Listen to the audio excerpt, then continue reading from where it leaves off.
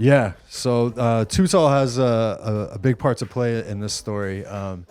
One of the casting agents essentially told me after the show had come out, because I asked them, I was like, how did you even find me? You know, and a lot of these casting agents for reality TV shows will scour through like Instagram to find profiles that look like people that will fit parts for their show. And they're usually looking for a specific look.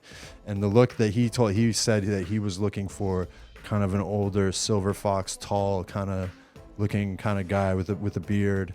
And he said, oh, I found this Instagram account called Too Tall, and you know, there you were on it, and you were tagged in one of the photos, and that's what led me to you. So big shout outs to Too Tall for hooking me up with my reality TV journey. But yeah, it was just crazy how the world works. Yeah, so that was how I guess I was found for the show.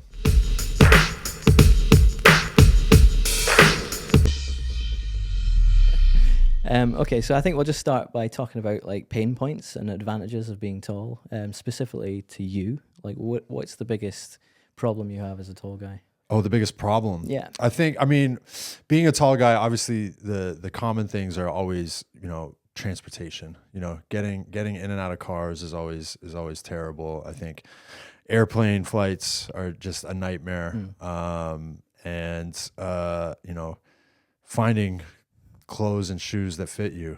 Thank God for Too Tall. Those are probably, you know, the biggest things is as a tall guy. I mean, I'm 6'7", right? And I played on basketball teams where we've got guys even way taller than me. So I've seen them struggle a lot more than I have. But I think airplane flights are always just like the worst. Okay.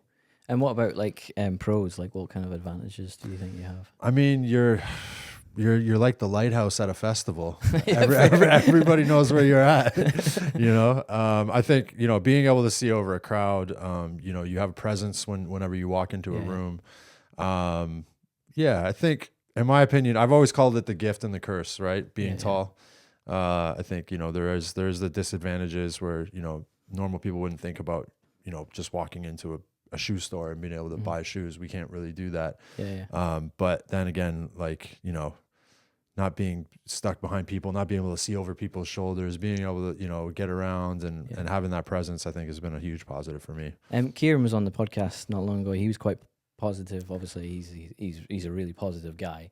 You're obviously similar, but I think, like, do you think like in your earlier years you were maybe more negative towards your height, or do you think it was very much the same? I think it was one of those ones where like I've always been the tallest kid in the class.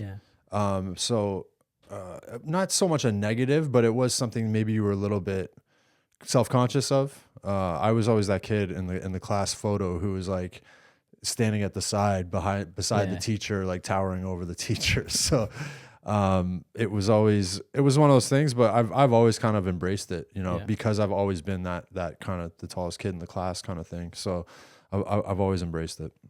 Okay.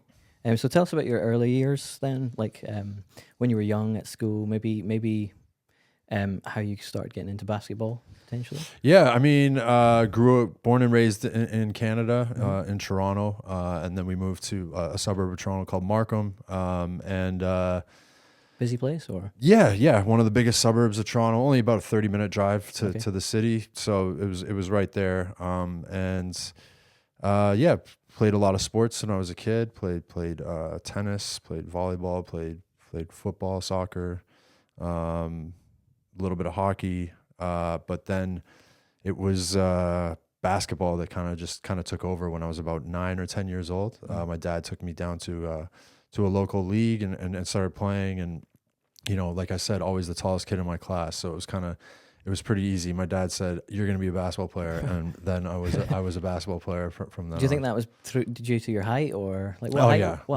height were you then? God, at 9 or 10 years old, I think it was like around 5'10" ish. Okay. Something like that. I was definitely significantly taller than. Well, that's what I am now. I'm nearly 40, so yeah. Yeah, so I was always just like that big kid. So I think it was easy. Basketball was just natural. Like came very naturally. Your dad tried to see it as a gift that like you could do something here in basketball. Yeah, 100%. Really cool. I think it's just one of those sports where obviously there's no height restriction, but there's a huge advantage if you got a little bit of height in that game. Yeah, for sure. Okay, who's the tallest person you've played? the tallest person I played against, definitely got to be Paul Sturgis, who I believe is the tallest man in the UK. How tall is he? He is 7'6". 7'6". So Gosh. yeah, he played for the Cheshire Phoenix for 1 or 2 seasons. So I remember playing against him. So that was quite a difference. He used to play for the Harlem Globetrotters, and he can dunk the ball without jumping. So like he can just dunk and like hang on the rim with his feet on the ground, like flat on the ground. There's a great picture of him just hanging on the rim like that, and on the back of his jersey it just says "tiny." That's so good. Yeah. Do you think that the way that you see him is similar to, for example, people my height? I mean, we know each other well now, but do you think that's kind of a similar reflection? Yeah, I think it's one of those ones where like, as a tall guy, if you walk into somewhere, you see someone who's taller than you, you're gonna notice right away. Yeah. I think me as a basketball player though, because I've kind of been around it a lot more, I'm more used to it. When it's someone who's not a basketball player, they kind of notice you, and they're maybe trying to size you up as well. Like, oh, I don't like that you're taller than me. It's like, but as a basketball player, like I've played on basketball teams with guys, like against guys who were 7'6". I used to play with a guy who was like 7'4". Played with multiple guys. I know multiple guys over 7 foot. So for me, it was kind of normal. I think when I was out on the court at being 6'7", I almost kind of just looked kind of normal out there. I didn't look like above average or whatever. So it's when you come off the court and meet fans at the side or whatever, they're always like, "Whoa, like you're way taller than we thought you were." Yeah, mental. Tell us about the 2016 BBL playoff final. Yeah, my shining moment, 2016. It was probably the best moment of my British Basketball League career was in 2016. The Sheffield Sharks, we made the playoff final down at the O2 in London versus the Leicester Riders, and it was just I just had a day. It was my time to shine, and I was captain of the team, and I just came out on fire. Started the game really well, and it just kind of carried on throughout the course of the game, and the O2 is a great venue for basketball. It's like an NBA arena, and close to a sellout that day. So it was 16,000 fans in there, and just to win that on that big stage, huge moment for me. Ended up finishing I think like 20 points, 13 rebounds. So big game. I had, my mom was born in England, but obviously emigrated to Canada. So she'd flown over for the game, and we had all my British side of the family there and friends. Yeah, that's cool. So it was just one of those perfect moments, a perfect day for me. Yeah, cool. And what about Sheffield Sharks? How did that come about? Yeah, so I mean, obviously grew up in Canada, went to high school there, and did really well. Ended up getting an athletic scholarship to a university in the States, Loyola, Maryland. When I finished there, I wanted to continue playing. So got an agent, headed overseas, and I kind of bounced around between a few different countries, Cyprus, Luxembourg, France. And then I had been contacted by the coach in Sheffield, the Atiba Lions. So ended up going to Sheffield on a trial basis. And, next thing you know, they're offering me a contract. And it was one of those situations where I thought I was only going to be there for 1 season, maybe 2 seasons. And here we are 15 years later, longest serving player for the club, and now working within, the front office as their head of marketing. So, Sheffield at one point in my mind was just going to be a quick stopover, and now it's become such a huge part of my life. Mm-hmm. And do you think like the scouts noticed you because of your height? Like I know you said you played with like a lot taller guys, but like, do you think you still were tall enough that they seen something in you? Yeah, as well as your skill level? Or? I think like for example, like going from high school to university, that's a big thing that coaches are going to look at. They're going to look at your height, but it's not just height, right? Like you got to have some ability, or you have to have a lot of potential to build off that. So I think that's what they saw in me. They saw a good mix of both, ability, height, but also potential. So. Yeah. It was, the height definitely helped get me there, and Good start. Yeah, exactly. Yeah, great start. Sure. Yeah, cool. Okay. But now you're coaching Sheffield Sharks and University of Sheffield. University of Sheffield, and you're doing marketing for them as well. Is that yeah. Right? So I retired in 2022 after a really really long career. Finally gave these old legs a rest, and. University of Sheffield asked me right away if I wanted to be head coach, and originally I kind of turned them down. It wasn't really on my radar, but I said yes eventually after them asking a few more times. And that first season, I coached them to the best season they had ever had. We won the cup, we won our league, and then we won the varsity event in Sheffield. So great feeling, great transition for me. The feeling of giving back and teaching the game on to youngsters is a great thing. And had my second season. We had a really good season. We only lost 3 games this season, finished second in our league. So yeah, I've committed to next season. So I'm looking forward to building off that. But as well as that, I work in the front office for the Sheffield Sharks as their head of marketing, which is a role that I had been doing for a few years before I decided to retire on a part-time basis. But now I'm in there full time, and we've just moved into a brand new arena. Lots of good things happening with the Sharks and basketball in Sheffield in general. We have a hub of basketball now at the Canada Medical Arena. So very exciting times. And you're a Sky Sports pundit as well. That's right. Me and my boy Kieran Achara. The British Basketball League obviously plays on Sky Sports. Because I'd been a steward of the league for so long, they had asked me to come along and be one of the pundits. So I do it here and there. It's not every week, but very lucky and honored to be asked to do it. And that's probably one of the funnest things that I get to do.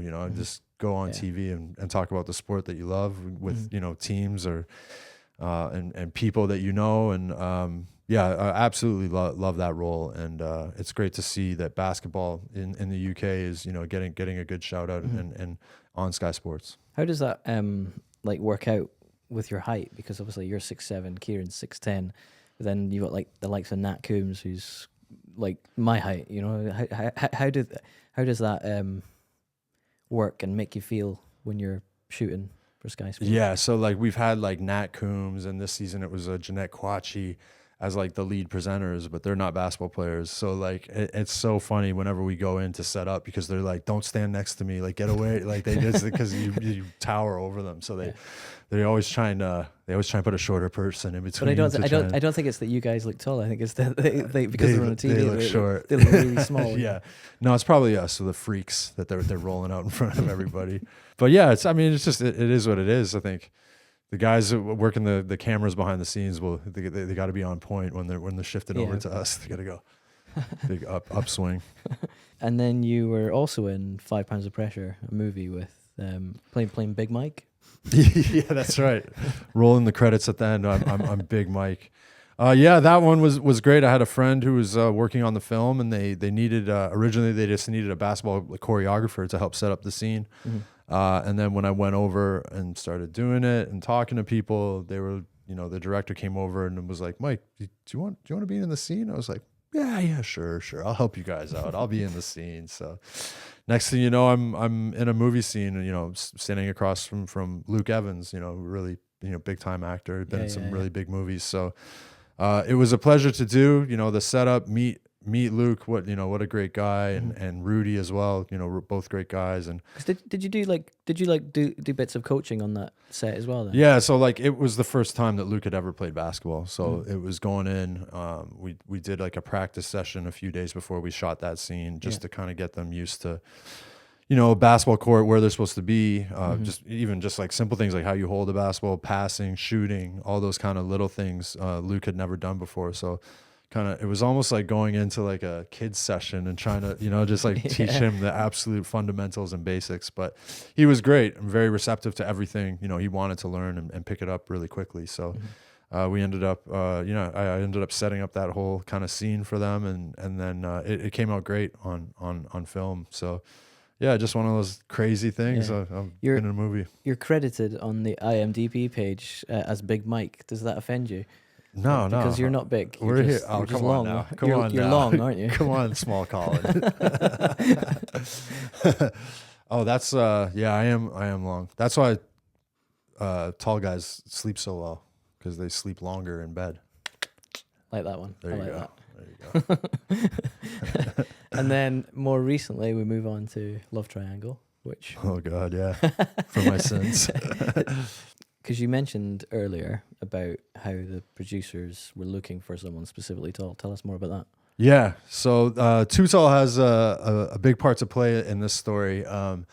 one of the casting agents essentially told me after the show had come out, because I asked him, I was like, how did you even find me? You know, and a lot of these casting agents for reality TV shows will scour through like Instagram to find profiles that look like people that will fit parts for their show. And they're usually looking for a specific look. And the look that he said that he was looking for kind of an older silver fox, tall kind of looking kind of guy with a beard. And he said, "Oh, I found this Instagram account called Too Tall, and you know, there you were on it, and you were tagged in one of the photos, and that's what led me to you." So, big shout outs to Too Tall for hooking me up with my reality TV journey. But yeah, it was just crazy how the world works. Yeah, so that was how I guess I was found for the show. Any regrets on the show? Yeah, doing the whole show. Okay. No, it was an experience for sure. But you know, ended up meeting, you know, two great girls, and the rest of the cast. You know, I've made some really good friends from that. You know, we will all forever be bonded from this experience we went on. You know, it was sold to us as something completely different. You know, we thought it was gonna be called Love Match. We didn't realize that we were all gonna be put into triangles. So there was a lot of things about the show that we, as contestants on the show, we were not aware that there was going to be all these twists and turns. So it was, you know, the reactions that you're seeing on that show are absolutely genuine. And it was... At what point did you realize that there was someone else, that the other person was going to come they came to Sheffield involved? to film my backstory, and they gave me a phone. And they said, "Oh, you're going to be texting your match on this phone." And then down the line, they're like, "Okay, here's the twist. You're not texting one person, you're texting two people. And at the end of the second day, you have to pick which person you're going to move into the house with."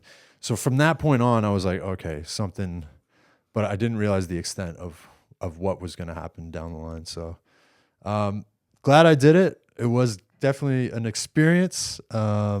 Will I do it again? No. So what would be your next steps? Are you looking for any more opportunities? Yeah, I mean, I'm very lucky to be a guy in my position and have the basketball career that I had, and then you know, within these last 2 years of me being retired, you know, being able to be featured in a movie and do a reality TV show alongside doing, you know, live sport on Sky Sports. So I'm obviously definitely open to doing more TV stuff and having a few conversations in the background now, but also very happy to be a part of the Sheffield Sharks organization and being coaching as well. I'm like one of those guys who just kind of wears many hats. You know, I've got a bit of a portfolio career going on right now, but keeps life interesting for sure. Yeah, absolutely. Would you say that your career so far has equally been because you're tall as well as basketball? Yeah, I think my height has played a huge part in all of this, right? Like without my height, I wouldn't have been, you know, that guy, you know, picked for the basketball team. I wouldn't have, you know, been able to get that scholarship to go live in the States. I wouldn't have left Canada. And then, you know, to have the confidence to play professionally, and all those things go back to being tall. So it's played a huge part of my life, and I think for a lot of tall people, you know, it's a huge part of their identity. What was it like when you discovered Too Tall? It was great. I mean, how did you find us for a start? Like, well, I had kind of seen a little bit online. This was a very long time ago when Too Tall was first starting out. And then, you know, as a tall person, you know, you're constantly looking for clothing that actually fits, because it can be an absolute nightmare. Like I touched on it earlier, going to like a mall or a clothing shop, like normally you could walk around there all day and nothing in that shop is going to fit you the way you want it to. So when I did find Too Tall, it was, you know, such a blessing. And, you know, a big reason with that was Kieran Achara as well. Obviously Too Tall based up here in the beautiful Aberdeen, Scotland, and Kieran's Scottish. So he put me on. We did a year of prep school together. So I've known him since I was about 18, 19 years old. So he was a big part of the introduction and then getting me up here to meet you guys and kind of being, you know, one of your models and your ambassadors. So, it's, you know, I know the creator of Too Tall, JJ, he's, you know, 7-footer. So he can relate to us completely, that, you know, tall people need a brand like this. It's essential. Yeah, definitely. Okay. Before we go, Mike, just going to bring you back to Kieran's podcast where we discussed who would win in a shootout. I don't know if that's the correct term, but you get the gist of what I mean. Kieran was very confident that he could beat you in one-on-one basketball. See, how do you feel about that? Here's the thing about Kieran, right? He thinks he's a comedian, but tall people don't make good comedians because the jokes always go over people's heads. I'm definitely winning that shootout. All right, I'm definitely winning that shootout. Come on now. That was my game. Pick and pop, top of the key, 3, bang bang. Maybe we should set this up for once and for all. Okay, I think we probably should. I definitely think we should probably cut it there before the jokes get any worse as well. You're welcome. Thanks for coming on the podcast. Hey, thanks for having me. Really Always a appreciate pleasure. it.